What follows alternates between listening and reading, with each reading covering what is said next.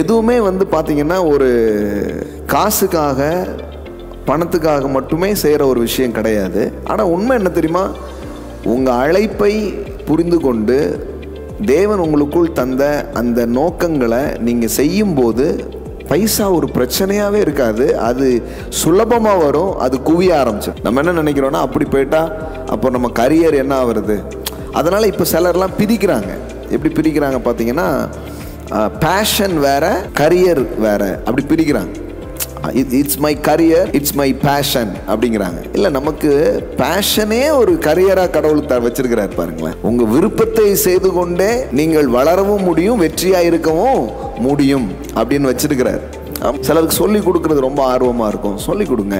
அப்போ இப்போ வேலைங்கிறதே எப்படின்னா ஒரு ரொம்ப பேஷனாக நம்ம செய்யணும் அப்படிங்கிறதுக்காக நமக்குள்ள தேவன் வைத்த ஒரு அற்புதமான காரியங்க. அதான் இது வந்து என்ன ஆயிடுதுன்னா, இப்போ உங்களுக்கு இப்படி கேட்குறேன் நான், ஆதாம் வந்து எதுக்காக வேலைக்கு போகணும்? ஆண்டவர் படைத்த பூமியில் இல்லாதது எதுவுமே கிடையாது. ஆனாலும் தோட்டத்தை பண்படுத்தவும் அதை காக்கவும் அவனை கொண்டு போய் என்ன பண்ணுறாரு, வைக்கிறார்.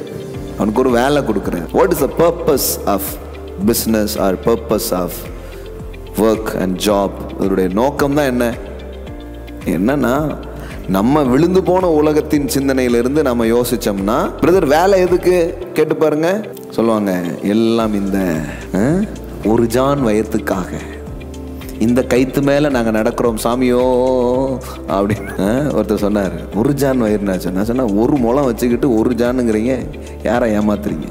அப்போ வேலையினுடைய நோக்கமே என்னன்னா, இவன் ஒன்றை செய்து மகிழணும்னு ஆசைப்பட்டார். நீங்கள் சில வேலையை செஞ்சு முடித்த உடனே ஒரு சந்தோஷம் ஏற்படுதா இல்லையா? இவன் நான் ஒரு புக்கு எழுதி முடிச்சேன்னா அதை பார்த்த உடனே ஒரு குழந்தைய பெற்றெடுத்த மாதிரி இருக்கு, சூப்பர் வா. ஒரு பிரசங்கம் பண்ணி முடிச்சும்போது அந்த மாதிரி ஒரு திருப்தி இருக்கு. அந்த மாதிரி நம்ம ஒவ்வொரு வேலையும் செய்யும்போது நமக்குள்ளே ஒரு மகிழ்ச்சி ஏற்படுது பாருங்களேன். அந்த மகிழ்ச்சியை நமக்கு தேவன் தரணும்னு ஆசைப்படுறார்.